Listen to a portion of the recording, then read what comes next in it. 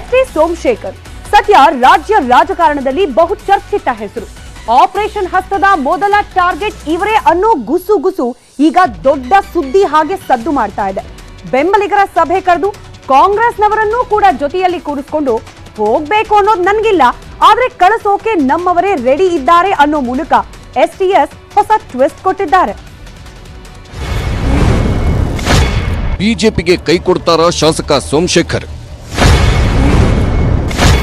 ಬೆಂಬಲಿಗರ ಸಭೆ, ಆ ಸಭೆಯಲ್ಲಿ ಕಾಂಗ್ರೆಸ್ ಶಾಸಕ ಡಿ.ಕೆ. ಶಿವಕುಮಾರ್ ಅವರು ನನಗೆ ಒಂದು ಆದೇಶವನ್ನ ಕೊಟ್ಟಿದ್ರು. ಎಸ್.ಟಿ. ಸೋಮಶೇಖರ್ ನೀನು ಪಕ್ಷಕ್ಕೆ ಸೇರ್ಪಡೆ ಮಾಡಿಸಬೇಕು ಕಣಯ್ಯ ಅಂತ ಹೇಳಿದ್ರು. ಮೈತ್ರಿ ಸರ್ಕಾರದ ಕತ್ತು ಹಿಸುಕಿ ಬಿಜೆಪಿ ಸರ್ಕಾರ ರಚನೆಗೆ ಸಹಕರಿಸಿ ಮಂತ್ರಿ ಸ್ಥಾನ ಅಲಂಕರಿಸಿದ್ರು.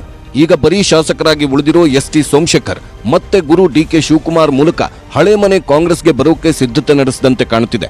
ಅದಕ್ಕೆ ಪೂರಕವೆಂಬಂತೆ ಸೋಮಶೇಖರ್ ತಮ್ಮ ಬೆಂಬಲಿಗರ ಸಭೆ ನಡೆಸಿದ್ದು, ಈ ಸಭೆಯಲ್ಲಿ ನೆಲಮಂಗಲ ಕಾಂಗ್ರೆಸ್ ಶಾಸಕ ಎನ್ ಶ್ರೀನಿವಾಸ್ ಪಾಲ್ಗೊಂಡಿದ್ದು ಅಚ್ಚರಿ ಮೂಡಿಸಿದೆ. ಬಿಜೆಪಿಯ ಶಾಸಕರಾದಂತ ಎಸ್.ಟಿ. ಸೋಮಶೇಖರ್ ಅವರ 100% ಮುಂದೆ ನಮಗೆ ಭವಿಷ್ಯ ಇಲ್ಲ, ನಮಗೆ ಭವಿಷ್ಯ ಇಲ್ಲ ಸ್ಥಳದಲ್ಲಿ ನಾವು ಇರೋದು ಬೇಡ ಅಂತಕ್ಕಂಥದ್ದು ಒಂದು ತೀರ್ಮಾನಕ್ಕೆ ಬಂದಿದ್ದಾರೆ. ಶಾಸಕರು ಇನ್ನೆರಡು ದಿನ ಟೈಮ್ ಕೊಡಿ, ನಾನು ಒಂದು ತೀರ್ಮಾನ ಮಾಡ್ತೀನಿ ಅಂತ ಸಭೆಯಲ್ಲಿ ತಿಳಿಸಿದ್ದಾರೆ. ಸೋಮಶೇಖರ್ ಕಾಂಗ್ರೆಸ್ ನಾಯಕರ ಜೊತೆ ಸಂಪರ್ಕದಲ್ಲಿ ಇರುವ ಸುದ್ದಿ ಗೊತ್ತಾಗುತ್ತಿದ್ದಂತೆಯೇ ಬೆಂಗಳೂರು ಉತ್ತರ ಸಂಸದ ಡಿ.ವಿ. ಸದಾನಂದ ಗೌಡ ಅವರು ಬೆಳಿಗ್ಗೆ ತಮ್ಮ ನಿವಾಸಕ್ಕೆ ಸೋಮಶೇಖರ್ ಅವರನ್ನ ಕರೆಸಿಕೊಂಡು ಮಾತುಕತೆ ನಡೆಸಿದ್ರು.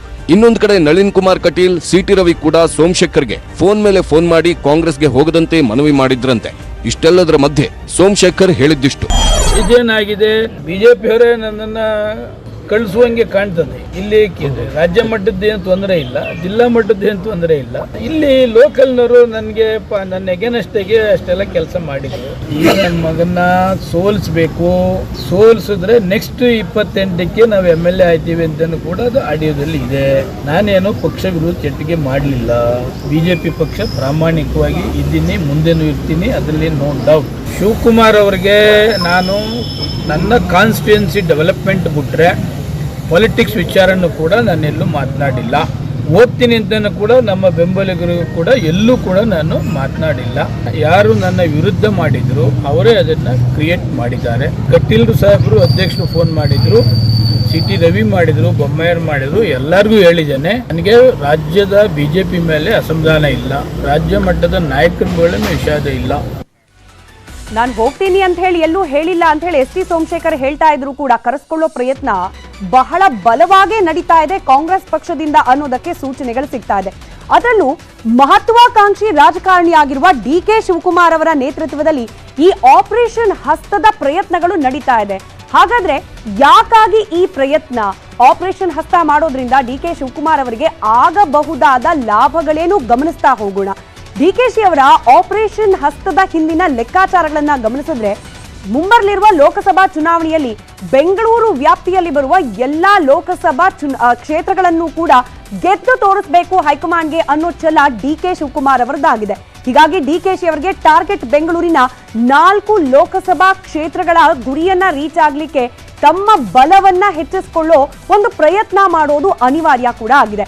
ಅದರ ಭಾಗವಾಗಿ ಬೆಂಗಳೂರು ಗ್ರಾಮಾಂತರ, ಬೆಂಗಳೂರು ಉತ್ತರ, ಬೆಂಗಳೂರು ದಕ್ಷಿಣ ಹಾಗೆ ಬೆಂಗಳೂರು ಸೆಂಟ್ರಲ್ ಕ್ಷೇತ್ರಗಳು, ಈ 4 ಕ್ಷೇತ್ರ ವ್ಯಾಪ್ತಿಯಲ್ಲಿ ಗೆಲ್ಲುವ ಕುದುರೆಯಂತ ಕ್ಯಾಂಡಿಡೇಟ್ ಅನ್ನ ಹುಡುಕೋದು ಮಾತ್ರ ಅಲ್ಲ, ಗೆಲ್ಲಿಸ್ಲಿಕ್ಕೆ ಬೇಕಾದ ಶತ ಪ್ರಯತ್ನಗಳನ್ನ ಕೂಡ ಡಿ.ಕೆ. ಶಿವಕುಮಾರ್ ಮಾಡ್ತಿದ್ದಾರೆ.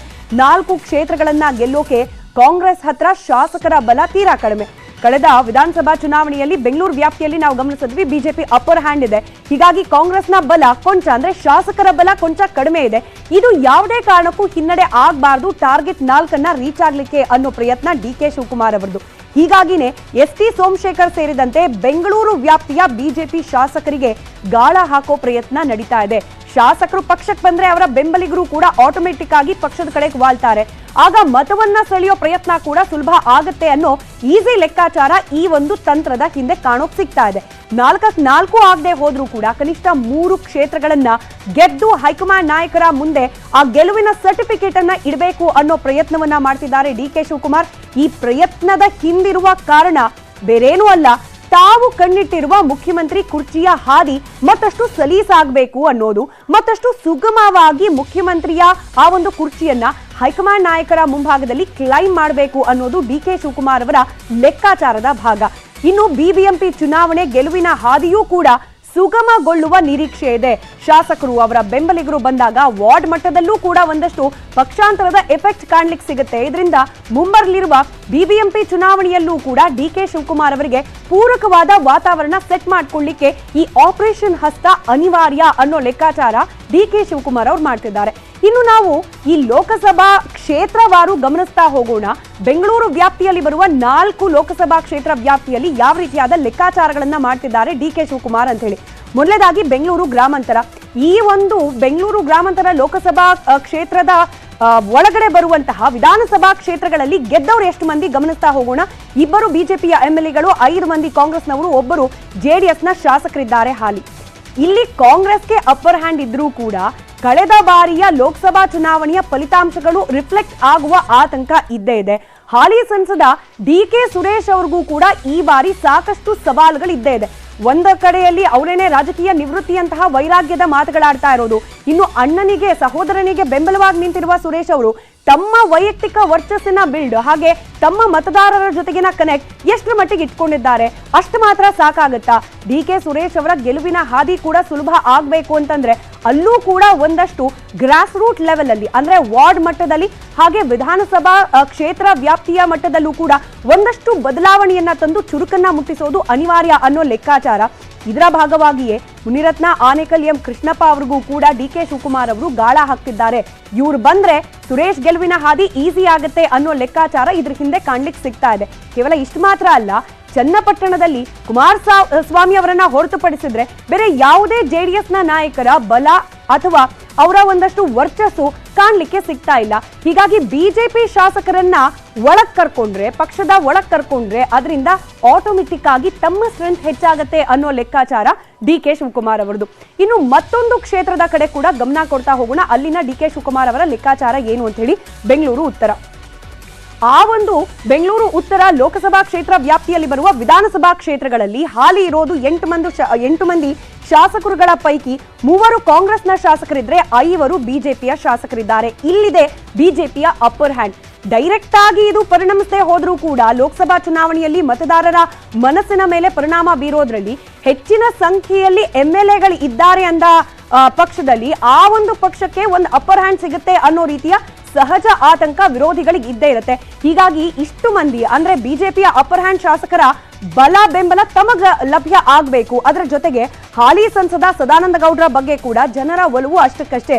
ಅವರ ಮೇಲೆ ಒಂದಷ್ಟು ಆರೋಪಗಳು, ಅದಾದ ನಂತರದಲ್ಲಿ ಪಕ್ಷ ಅವರನ್ನ ನಡೆಸಿಕೊಂಡ ರೀತಿಗಳು, ಇದೆಲ್ಲವನ್ನ ಗಮನಿಸ್ತಿದ್ದಾಗ ಒಂದು ಹಂತಕ್ಕೆ ಕ್ಷೇತ್ರದಲ್ಲಿ ತಮ್ಮ ಫೇವರಬಲ್ ಅನ್ನೋ ರೀತಿಯ ವಾತಾವರಣ ಇದೆ ಅನ್ನೋ ಲೆಕ್ಕಾಚಾರ ಡಿಕೆ ಶಿವಕುಮಾರ್ ಅವರದು.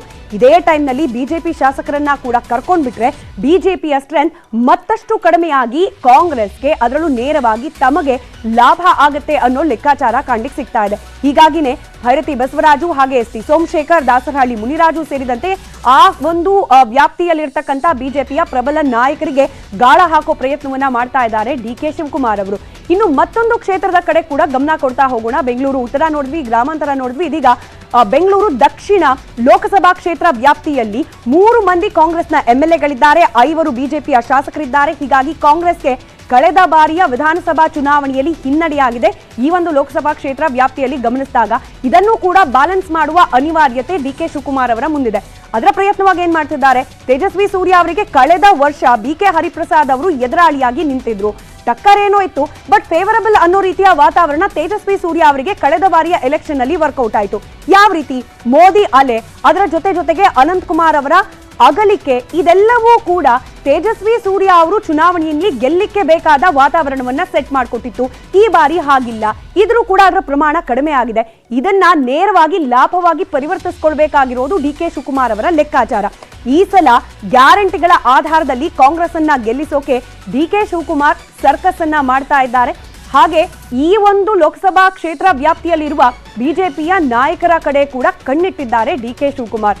ಗ್ಯಾರಂಟಿಗಳನ್ನ ಬಳಸಿಕೊಂಡು ಬಿಜೆಪಿಯ ಮೈನಸ್ ಪಾಯಿಂಟ್ಗಳನ್ನ ತಮ್ಮ ಪ್ಲಸ್ ಪಾಯಿಂಟ್ ಆಗಿಸ್ಕೊಳ್ಳೋ ಪ್ರಯತ್ನ. ಇನ್ನು ಕಡೆಯದಾಗಿ ಬೆಂಗಳೂರು ಸೆಂಟ್ರಲ್, ಇಲ್ಲಿ ಯಾವ ರೀತಿಯ ಕ್ಯಾಲ್ಕುಲೇಷನ್ ನಡೀತಾ ಇದೆ ಡಿ ಕೆ ಶಿವಕುಮಾರ್ ಅವರ ಮನಸ್ಸಿನಲ್ಲಿ ಗಮನಿಸ್ತಾ ಹೋಗೋಣ. 8 ವಿಧಾನಸಭಾ ಕ್ಷೇತ್ರಗಳ ಪೈಕಿ ಇಲ್ಲಿರೋದು ಕಾಂಗ್ರೆಸ್ನ 5 ಎಂಎಲ್ಎಗಳು, ಬಿಜೆಪಿಯ 3 ಎಂಎಲ್ಎಗಳು. ಅಪ್ಪರ್ ಹ್ಯಾಂಡ್ ಇಲ್ಲಿ ಕಾಂಗ್ರೆಸ್ ಇದ್ರೂ ಕೂಡ ಸವಾಲು ಅನ್ನೋದು ಇದ್ದೇ ಇದೆ ಲೋಕಸಭಾ ಚುನಾವಣೆ ಸಂದರ್ಭದಲ್ಲಿ. ಇದಕ್ಕಾಗಿ ನಡೀತಾ ಇದೆ ಒಂದಷ್ಟು ಲೆಕ್ಕಾಚಾರಗಳು. ಯಾವ ರೀತಿ ಲೆಕ್ಕಾಚಾರ? ಇಲ್ಲಿ ಜಮೀರ್ ಅಹಮದ್ ಇದ್ದಾರೆ, ದಿನೇಶ್ ಗುಂಡೂರಾವ್ ಇದ್ದಾರೆ, ಹಾಗೆ ಜಾರ್ಜ್ ಅಂತಹ 3 ಪ್ರಮುಖ ನಾಯಕರಿಗೆ ಸಂಬಂಧಪಟ್ಟ ವಿಧಾನಸಭಾ ಕ್ಷೇತ್ರಗಳು ಈ ಒಂದು ಲೋಕಸಭಾ ಕ್ಷೇತ್ರ ವ್ಯಾಪ್ತಿಯಲ್ಲಿ ಬಂದರೂ ಕೂಡ ಇದರ ಬಲವನ್ನ ಮತ್ತಷ್ಟು ಹೆಚ್ಚಿಸುವ ಪ್ರಯತ್ನವನ್ನ ಡಿ ಕೆ ಶಿವಕುಮಾರ್ ಅವರು ಚಿಂತಿಸುತ್ತಿದ್ದಾರೆ. 2019ರಲ್ಲಿ ಸಂಸದ PC ಮೋಹನ್ ಅವರಿಗೆ ಗೆಲುವಾಯಿತು, ಅಂತರ ಕಡಿಮೆ ಇತ್ತು. ಈ ಅಂತರವನ್ನ ಮತ್ತಷ್ಟು ಕಡಿಮೆ ಮಾಡಿ ತಮ್ಮ ಪಕ್ಷದ ಕ್ಯಾಂಡಿಡೇಟ್ಗೆ ಗೆಲುವನ್ನ ತಂದುಕೊಡೋ ನಿಟ್ಟಿನಲ್ಲಿ ಡಿ ಕೆ ಶಿವಕುಮಾರ್ ಅವರು ಪ್ರಯತ್ನವನ್ನ ಮಾಡ್ತಾ ಇದ್ದಾರೆ. ಸೆಂಟ್ರಲ್ ಅನ್ನ ವಶಕ್ಕೆ ಪಡಿಬೇಕಾದ್ರೆ ಡಿ ಕೆ ಶಿವಕುಮಾರ್ ಅವರಿಗೆ ಆಪರೇಷನ್ ಅನಿವಾರ್ಯ ಅನ್ನೋದು ಗೊತ್ತಾಗಿದೆ. ಇದರ ಭಾಗವಾಗಿಯೇ ಈಗ ಮತ್ತೊಂದಷ್ಟು ಬಿಜೆಪಿ ನಾಯಕರಿಗೆ ಸಂಬಂಧಪಟ್ಟಂತೆ ಆಪರೇಷನ್ ಮಾಡುವ ಪ್ರಯತ್ನವನ್ನ ಡಿ ಕೆ ಶಿವಕುಮಾರ್ ಮಾಡ್ತಿದ್ದಾರೆ.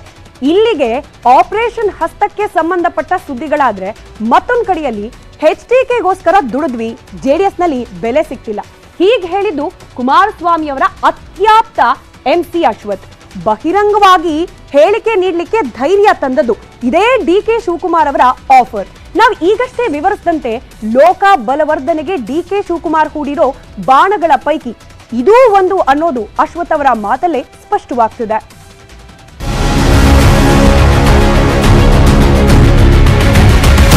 ಚನ್ನಪಟ್ಟಣದಲ್ಲಿ ಸದ್ದಿಲ್ಲದೆ ಡಿಕೆ ಶಿವಕುಮಾರ್ ಆಪರೇಷನ್ ಕಮಲ ಮಾಡಿದ್ದಾರೆ. ಕುಮಾರಸ್ವಾಮಿ ಅವರ ಆಪ್ತ ಮಾಜಿ ಶಾಸಕ MC ಅಶ್ವಥ್ಗೆ ಗಾಳ ಹಾಕಿದ್ದು ಡಿಕೆಶಿ ಗಾಳಕ್ಕೆ MC ಅಶ್ವಥ್ ಬಿದ್ದಿದ್ದಾರೆ.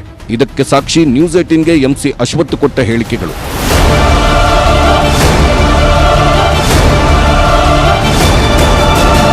ಕುಮಾರಸ್ವಾಮಿ ಚನ್ನಪಟ್ಟಣದಲ್ಲಿ ಹೆಚ್ಚು ಪ್ರಚಾರಕ್ಕೆ ಬರದಿದ್ರೂ ಅವರನ್ನ ಗೆಲ್ಲಿಸಿದ್ವಿ. ಆದರೆ ಕಾರ್ಯಕರ್ತರಿಗೆ, ಪಕ್ಷಕ್ಕಾಗಿ ದುಡಿದ JDS ಮುಖಂಡರಿಗೆ ನೋವಾಗಿದೆ. JDSನಲ್ಲಿ ಬೆಲೆ ಸಿಗ್ತಿಲ್ಲ ಅಂತ ಹೇಳ್ತಾನೆ ಪರೋಕ್ಷವಾಗಿ ಕಾಂಗ್ರೆಸ್ಗೆ ಹೋಗುವ ಸುಳಿವು ಕೊಟ್ಟರು.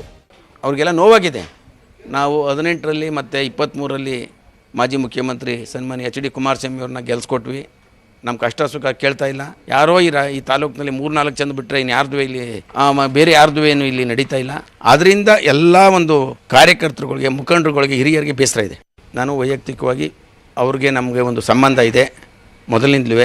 ಅವರ ನಮ್ಮ ಒಂದು ವ್ಯವಹಾರ ಇದೆ. ನಾನು ಆಗಿಂದಾಗೆ ಭೇಟಿ ಆಗ್ತಾ ಇರೋದಂತೂ ಸತ್ಯ. ಏನು ಕಾರ್ಯಕರ್ತರು, ಮುಖಂಡರು ಏನು ಹೇಳ್ತಾರೆ ಅವ್ರಿಗೆ ನಾನು ತಲೆ ಬಾಗಲೇಬೇಕು. ತಪ್ಪು ಮಾಡಿದ್ದಾರೆ ಅಂತ ಹೇಳಿ ಯಾರಾದ್ರೂ ಯಾರ ಮೇಲಾದ್ರೂ ಆರೋಪ ಮಾಡಿದ್ರೆ